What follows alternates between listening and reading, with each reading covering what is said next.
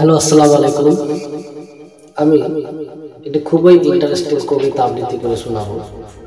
আর এই কবিতাটির নাম হচ্ছে মহাকালের ঘড়ি।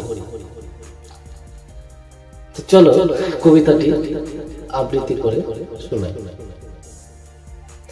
আর এই কবিতাটি আবৃত্তি করার পূর্বে আপনাদের কাছে একটা অনুরোধ, যদি কবিতাটি শুনে ভালো লাগে তাহলে অবশ্যই পেজটিকে ফলো করবে আর ভিডিওটি যত পারো শেয়ার করে দেবে।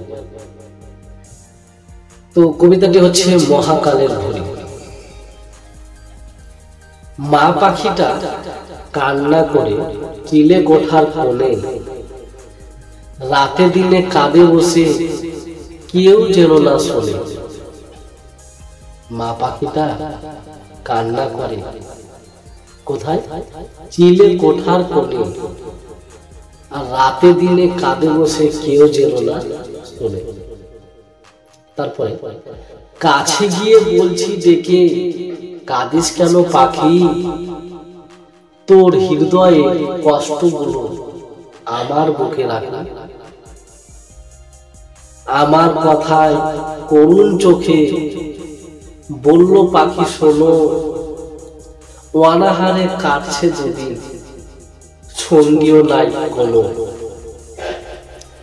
উড়তে গিয়ে ঝাপটা লাগে যেই পড়েছি ছাদে, উড়তে গিয়ে ঝাপটা লেগে যেই পড়েছি ছাদে।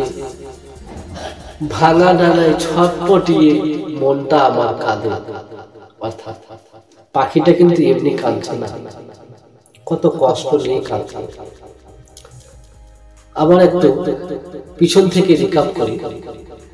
আমার কথায় করুণ চোখে বলল পাখি শোনো, অনাহারে কাটছে যদি সঙ্গীও নাই কোনো। তাহলে ওর 2 দিন ধরে অনাহারে কাটছে আর তার সাথে কোনো সঙ্গী নাই, সেই জন্যই কিন্তু পাখি কাটছে। আর সঙ্গী না থাকার কারণে প্রবলেমটা কি হয়েছে? বলছে উড়তে গিয়ে ঝাপটা লেগে যেই পড়েছি ছাদে। ওড়ার সময় ঝাপটা লেগে কিন্তু ছাদে পড়ে গিয়েছে, আর সেই সময় ভাঙা ডানায় ছটফটিয়ে মনটা আমার কাঁদে। তারপরে কোথায় আছে প্রাণের বাছা, কোথায় আমার বাড়ি?